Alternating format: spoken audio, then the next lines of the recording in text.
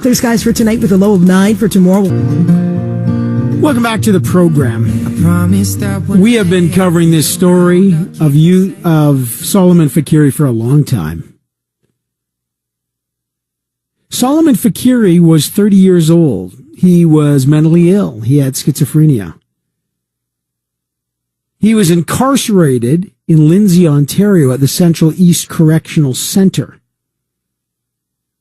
for 11 days before he was found dead.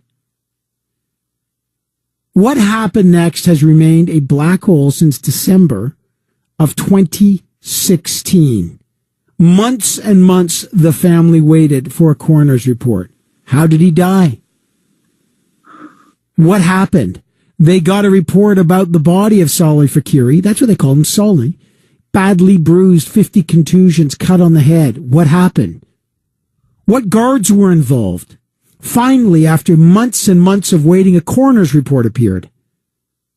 And it turns out there was a video. Soleiman Faqiri was in a shower. He wasn't going to come out. He was uncooperative. Guards finally pulled him down a hall. They chained him. They put shackles around his ankles. They put handcuffs behind his back. They put a spit hood over his head. Imagine, he couldn't see. A spit hood. One guard punched him on the video. Then they eventually pushed him into a cell. The video, amazingly, doesn't cover what happens next. 10, or as the report says, 20 guards flooded into the cell. And Soleiman Faqiri eventually died. How? Why? There was a report. No charges were pressed. The family has asked questions. He has fallen down a black hole. Today, the Star and his lawyers want access to that video so they can see what happened. They were denied access. Why?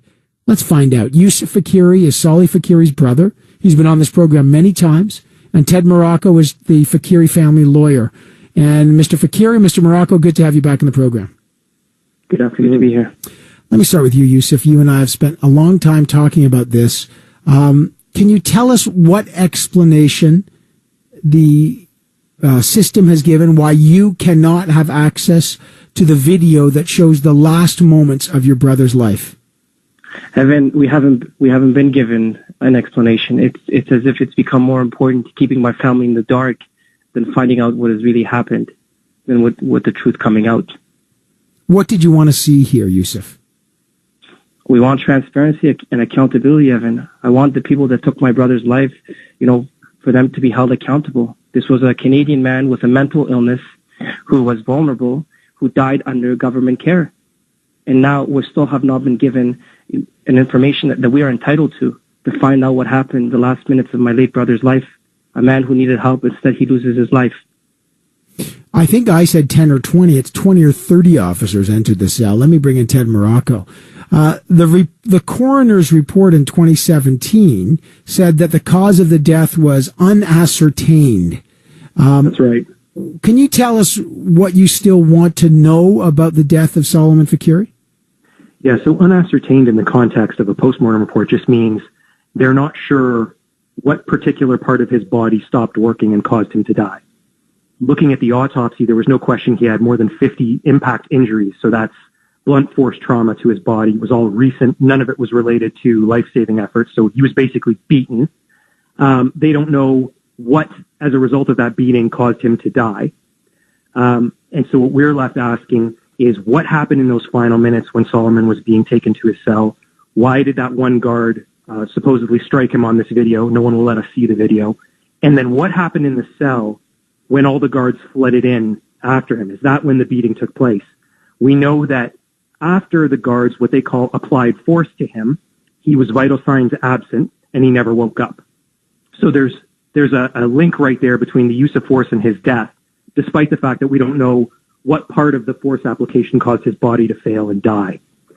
All we know now is that after the police concluded that they had identified no grounds to lay criminal charges, again, I don't know how they reached that conclusion because they won't share their investigative information with me. The ministry has written to us just recently in response to our request for their information to say, well, we can't give you what we have because we're contemplating labor proceedings against the guards, which I'm not a labor lawyer, but I understand that means that someone's going to get fired as a result of this, or that action is being taken against the guards. So there is some action, because the Kawartha Lakes police investigation said no grounds exist to process criminal charges. We don't know the names of the guards involved, and there has been, as I looked, Ted, not a single guard has been even suspended because of this incident. I believe the guards were suspended by way of whenever a person dies in an institution, there's a mandatory suspension. But the newest development is now it seems the ministry is going a step further and actually taking action against them. Again, I don't know what that action is. I don't know what it's for, but it certainly seems like the ministry has identified something that the Kawartha Lakes police did not. And how come the family can't know? So you're saying the ministry may actually find somebody culpable in some way, and they're leaving the family totally in the dark about it? The ministry is telling us that the reason we can't see what they found when they conducted their own investigation into Solomon's case is because there is contemplated labor proceedings involving in person and their employment with the institution. I don't know what that means, but I take that to mean that they're thinking about taking action, or they are taking action against people involved in Solomon's death, which would have to mean the correctional guards, because no one else had contact with him. Yusuf Faqiri, let me bring you back in. They may or may not take some kind of action. You still are left in the dark. Your mom is left in the dark. Your family is left in the dark. Does it satisfy you, this explanation that we can't show you the video, we can't tell you what we're doing, that this whole investigation is essentially a trust us? No, not at all, Evan. It doesn't satisfy me at all. It doesn't satisfy my family.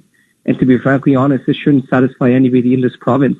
Everybody should be disturbed by how this case has been handled by the government.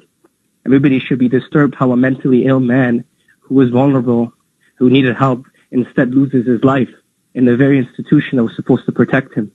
And we've been kept in the dark. 1.5 years has passed, sir, and we still have more questions than we have answers.